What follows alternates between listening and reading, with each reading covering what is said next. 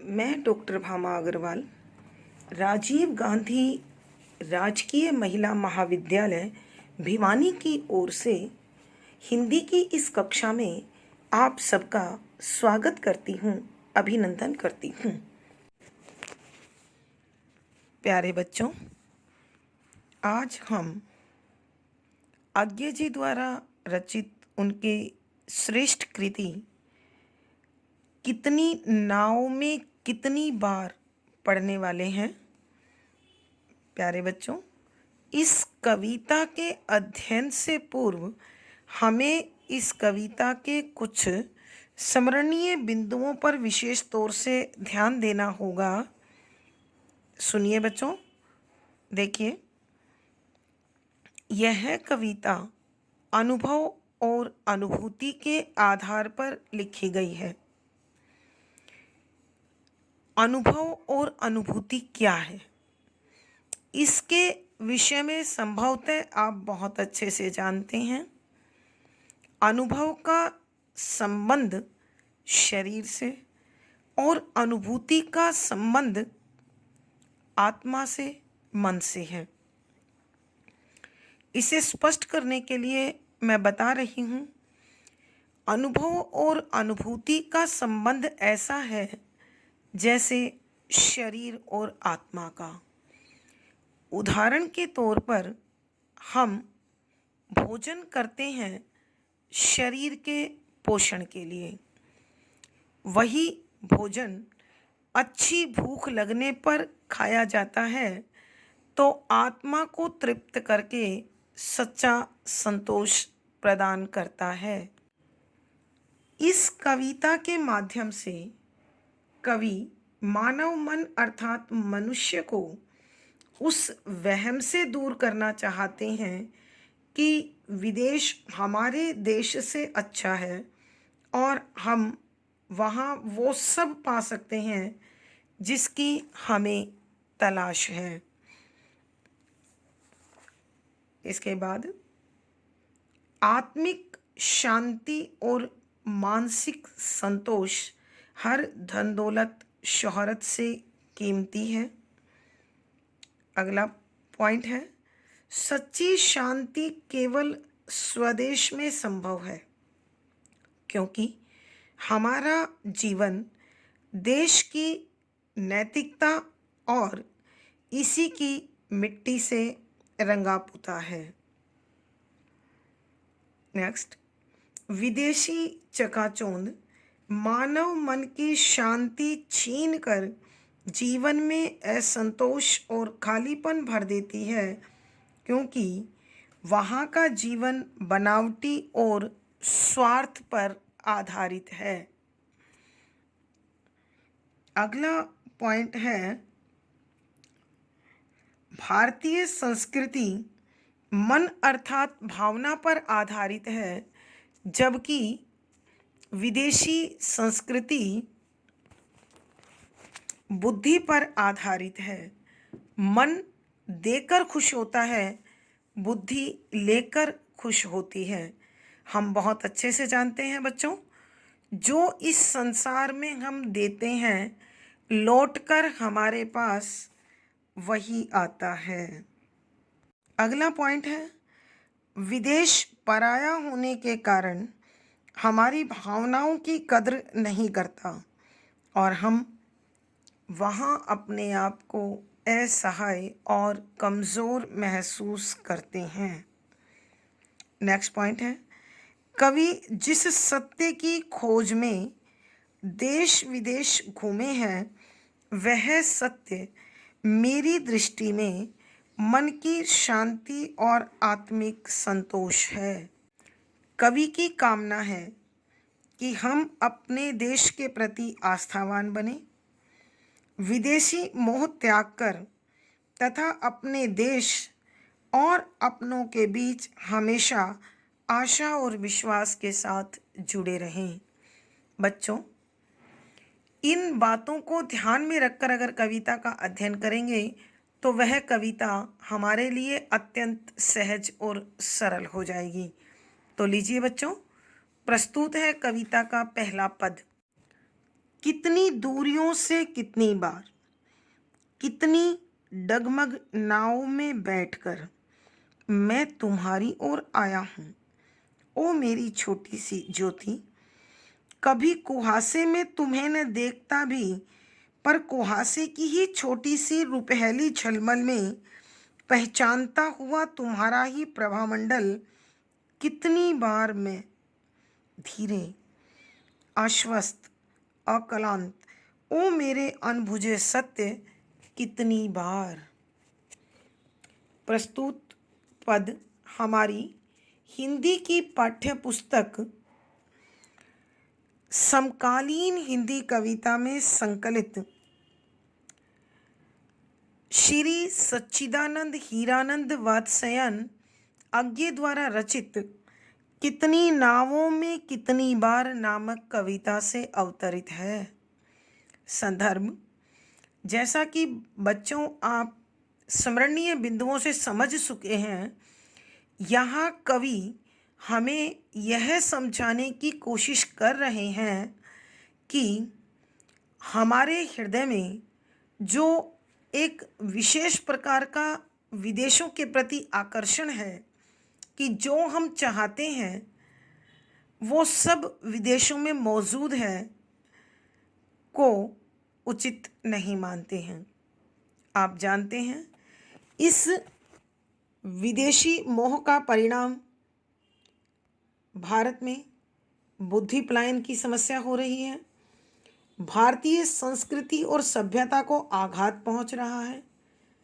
भारतीय भाषाओं को, भारतीय जीवन मूल्यों को एक धक्का सा हर वक्त हमारी गलत फहमियों, भ्रम और वहम के कारण लगता रहा है। तो कवि अपने अनुभव के आधार पर हमें बताने की कोशिश कर रहे हैं कि जो हमें सच्चा सुख चाहिए, जो आत्मिक शांति चाहिए, वो कहीं और नहीं बल्कि हमारे देश में है। इसी भाव को व्यक्त करते हुए कवि अपने अनुभव हम संग साझा करते हुए कहते हैं कि कितनी दूरियों से कितनी बार, कितनी डगमग नावों में बैठकर मैं तुम्हारी ओर आया हूँ, ओ मेरी छोटी सी ज्योति। ये छोटी सी ज्योति है आत्मा का प्रकाश, आत्मा का संतोष, आत्मा की शांति।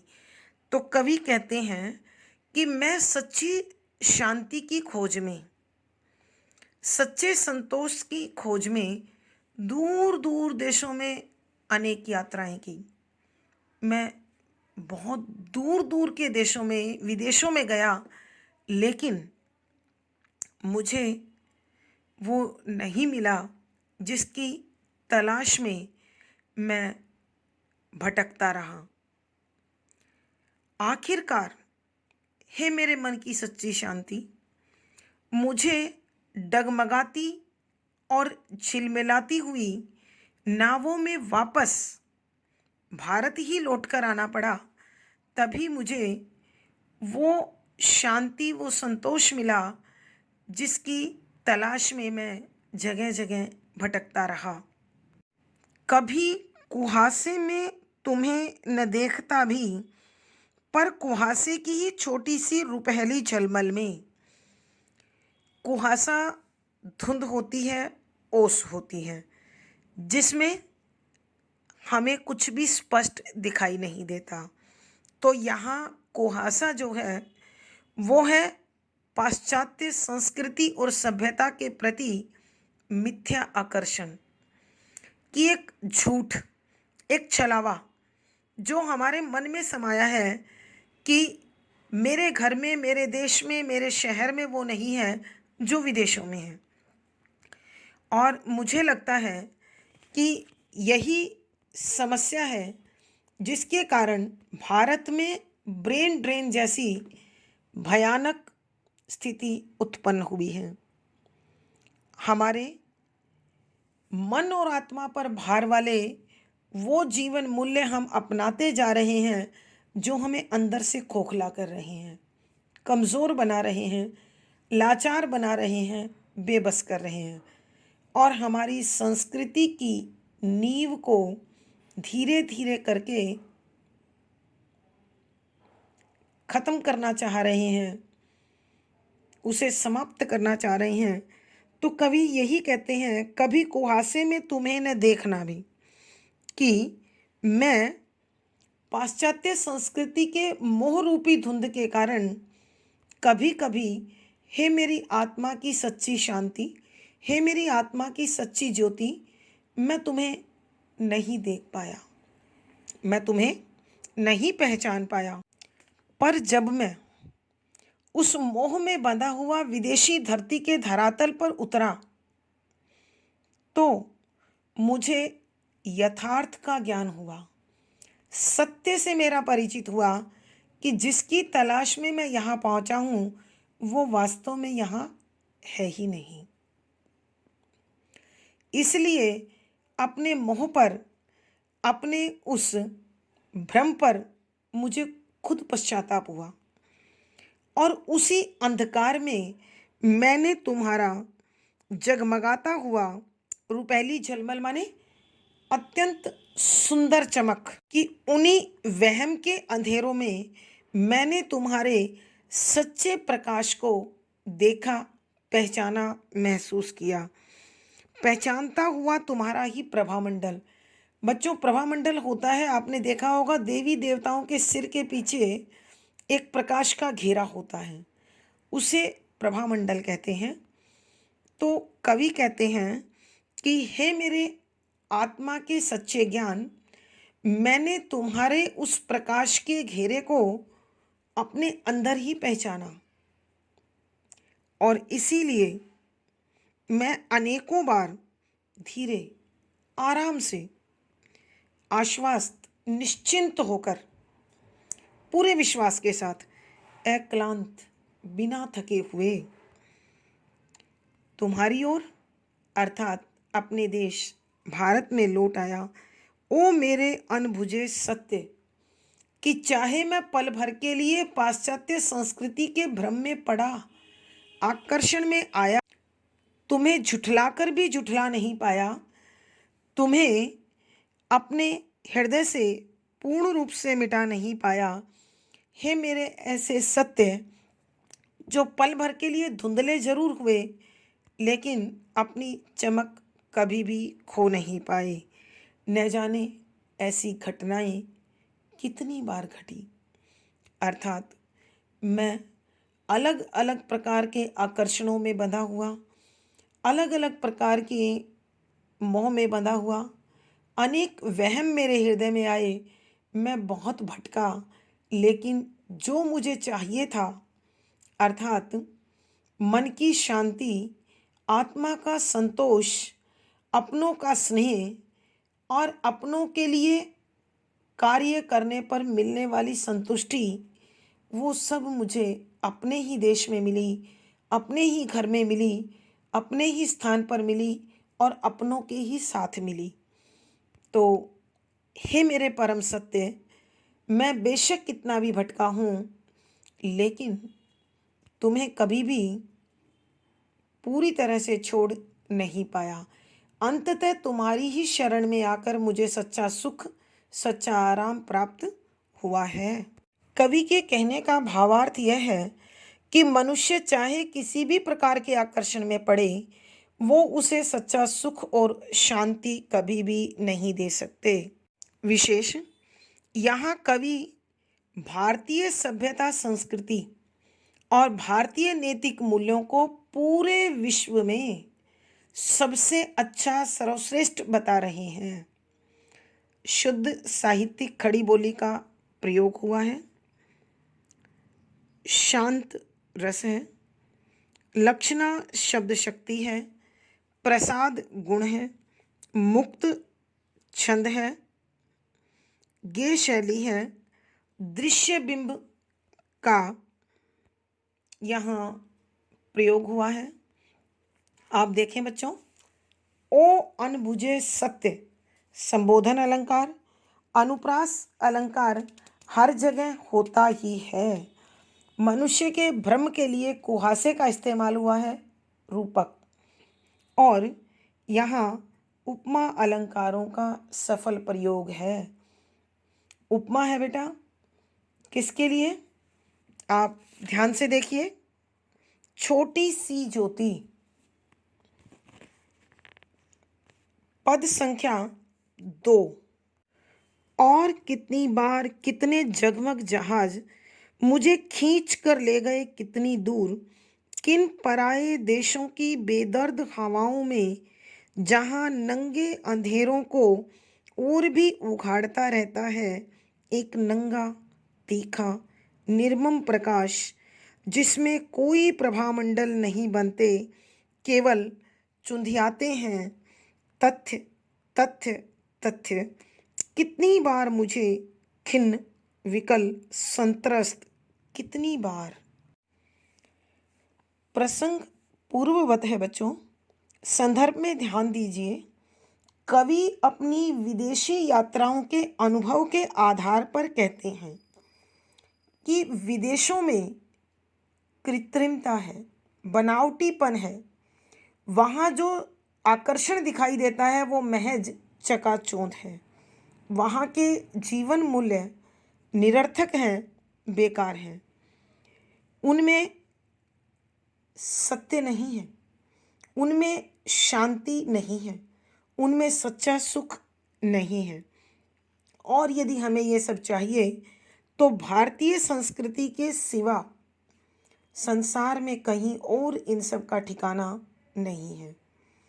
ऐसे ही भाव व्यक्त करते हुए कवि कहते हैं कि सरलार्थ, कवि कहते हैं कि और कितनी बार कितने जगमग जहाज मुझे खींच कर ले गए कितनी दूर। कि कवि कहते हैं मैंने अनेकों बार विदेशों की यात्राएं की हैं। आपको मालूम है बेटा, दूर देश जाने के लिए जलीय मार्ग का इस्तेमाल करना पड़ता है।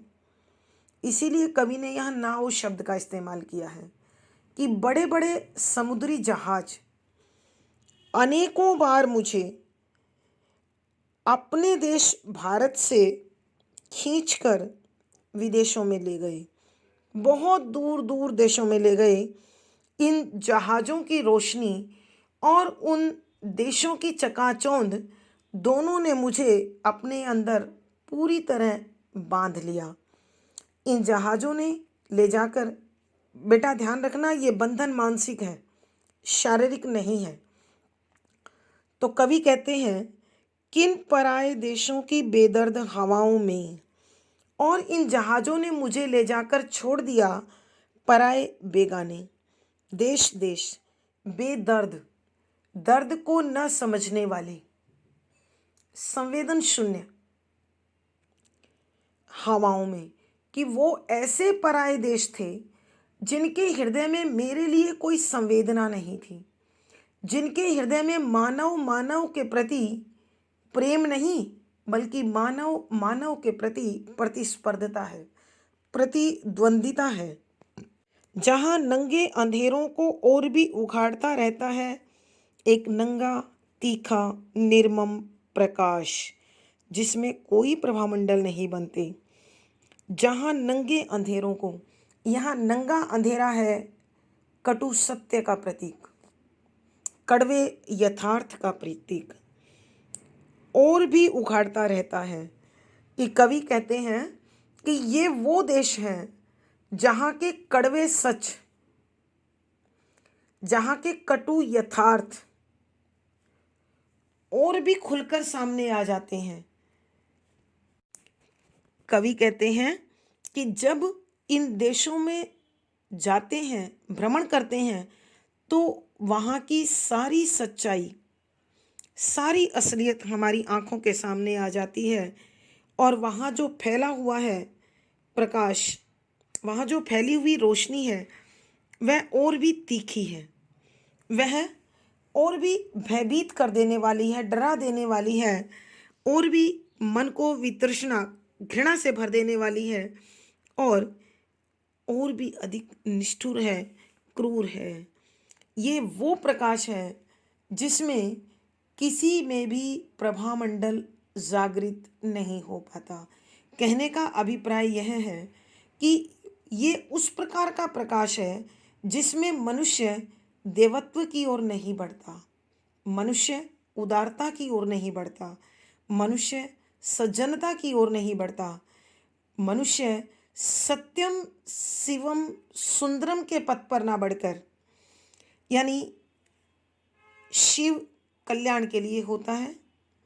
कि कवि कहते हैं कि ये वो धरती है जहाँ के लोग सत्यम शिवम सुंदरम के लक्ष्य को प्राप्त नहीं करते, बल्कि बौद्धिक उपलब्धियों को, भौतिक उपलब्धियों को प्राप्त करके अपने आप में संतोष ढूंढते हैं जो उन्हें प्राप्त नहीं हो सकता। तो कवि कहते हैं कि वहाँ जो प्रकाश फैला हुआ है, वहाँ जो ज्योति फैली हुई है, वास्तव में वह मनुष्य की आंखों में ऐसी चकाचौंध भर देती है जो कष्ट पर, पश्चाताप पर, पीड़ा पर समाप्त होती है। कवि के कहने का भाव यह है कि वहाँ मनुष्य मन की नहीं सुनता, बुद्धि की सुनता है। इसलिए हर पल तर्क जन्म लेते हैं, यानी हर बात का उत्तर तर्कों पर ढूंढा जाता है।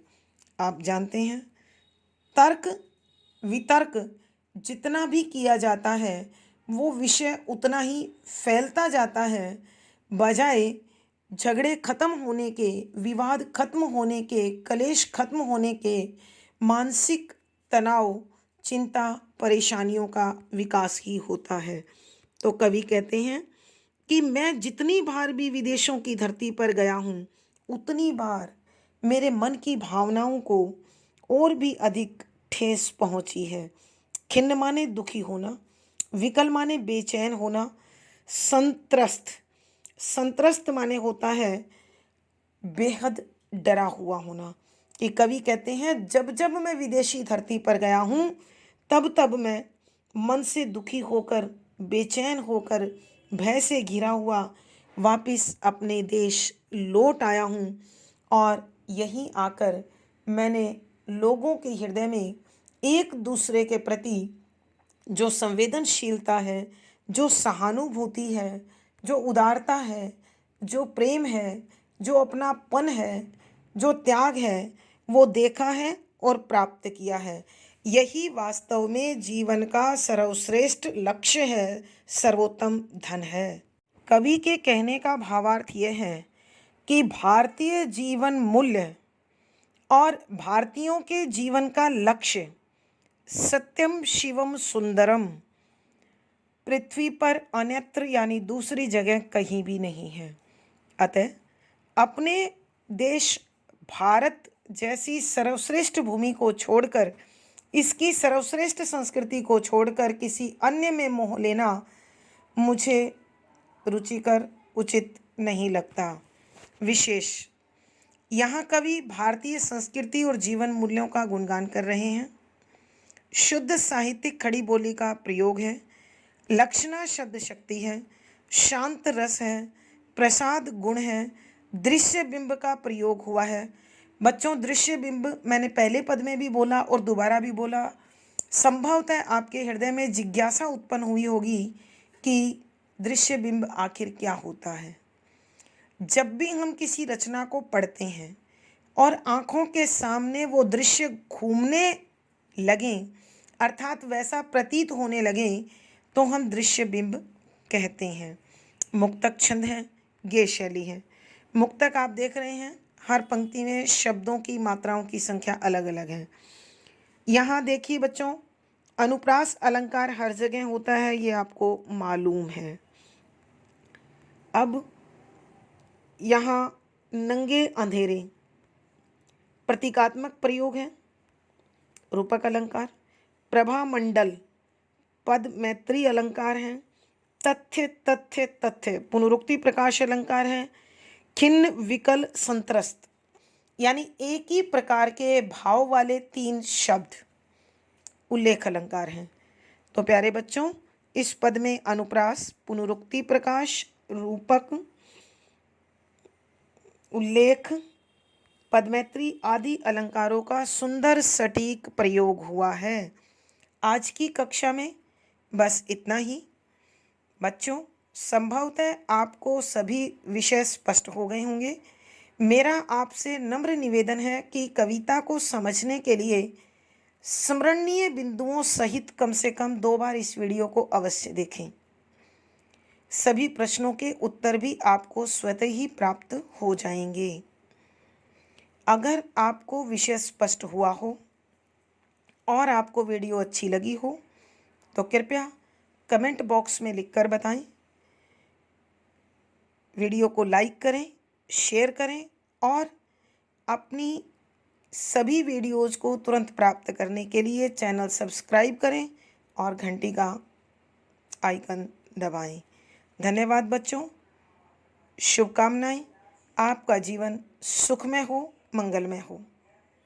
इति शुभम।